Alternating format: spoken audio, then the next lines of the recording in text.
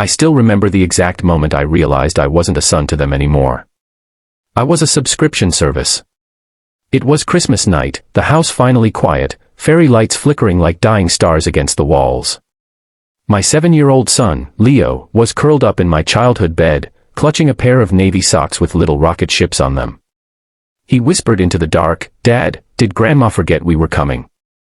His voice was so small it cracked something inside my chest. I kissed his forehead and lied, "No, buddy. She just knows you like rockets." He nodded, but his eyes stayed wide open, staring at the ceiling like it might drop better presents if he waited long enough. That was the moment the lie I'd been living for 6 years finally choked me. My name is Ethan. I'm 37, an auditor in Manhattan, the kind of job that sounds boring until you realize I spend my days finding the hidden money people don't want anyone to see. Funny, right? I can spot fraud in a corporation from a mile away, but in my own family, I let it run wild for half a decade. Growing up, my little sister Harper was the sun. Everything revolved around her light. Me. I was the reliable shadow in the corner.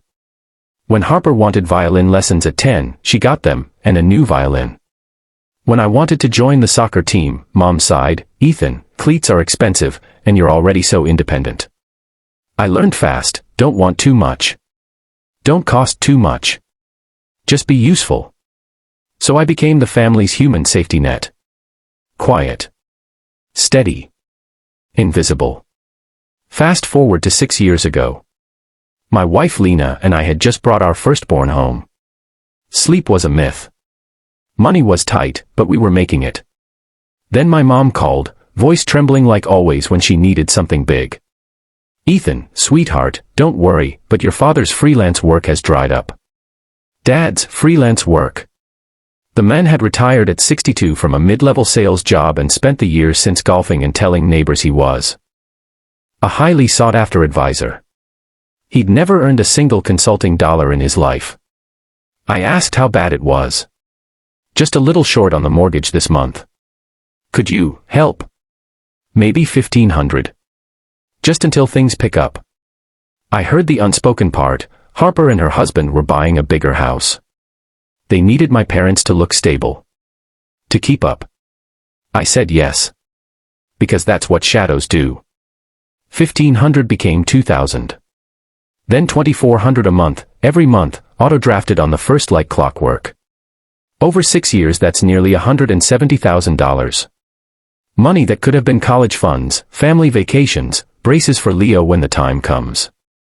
Instead it paid for my parents' oversized house, Harper's kids' private lessons, the illusion that Dad was still providing. They never thanked me.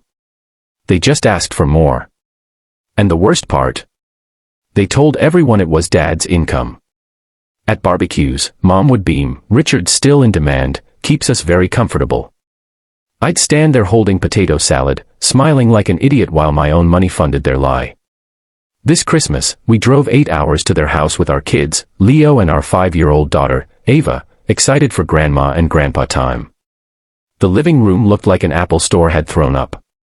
Harper's 3 kids shrieked as they ripped open boxes, new iPhones, AirPods, a gaming laptop for her teenager.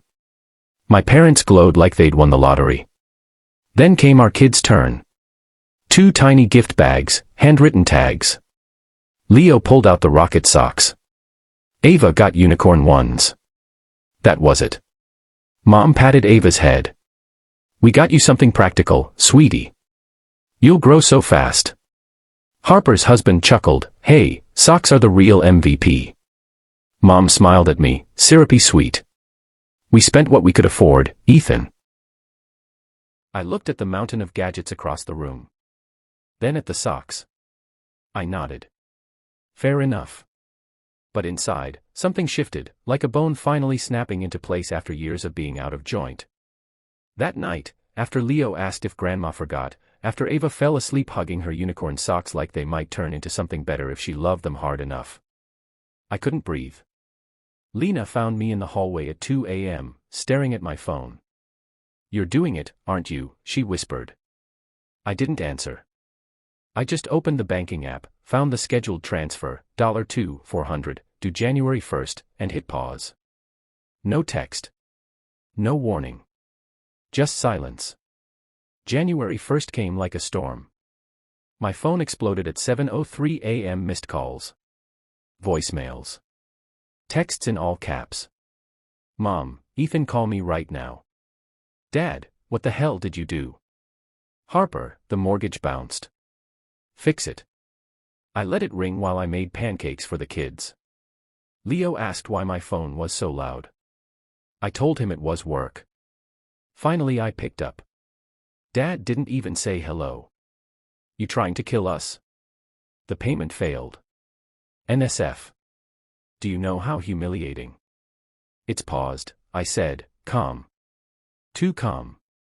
I'm done. Silence. Then Mom grabbed the phone, tears already weaponized. Ethan James, you will fix this right now. We're your parents. You've been living off me for 6 years, I said. $170,000. And you told everyone it was Dad's consulting income. Dead quiet. Harper jumped on the call. You're seriously doing this over Christmas presents? Over socks?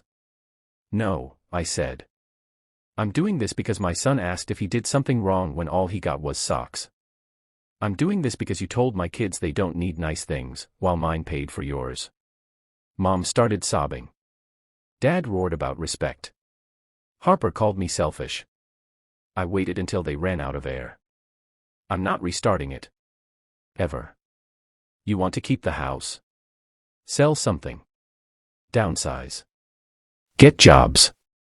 I'll even pay for a financial advisor to help you budget, real help, not cash to keep the lie going. Dad snarled, we don't need your charity. Then you don't need my money. I hung up. The fallout was biblical. They showed up at our apartment unannounced 2 days later. I didn't buzz them in.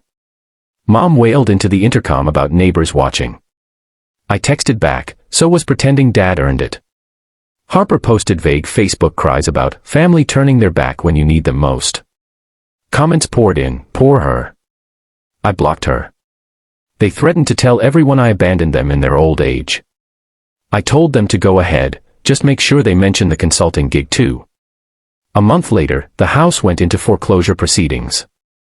Mom sent pictures of packed boxes like I'd care. Dad emailed formal letters about familial duty. I didn't reply.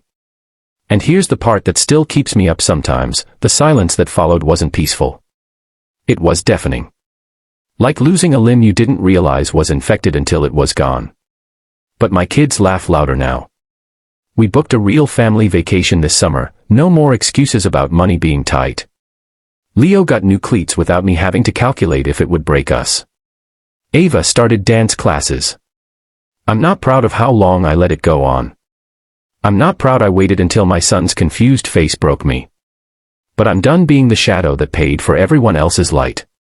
So I'm asking you, watching this right now, if someone in your life has made you the reliable one, the easy one, the one who fixes things quietly while they take the credit, would you keep paying?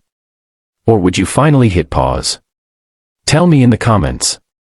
I read them all. And if this hit close to home, you're not alone. Thanks for watching. Do subscribe for more stories.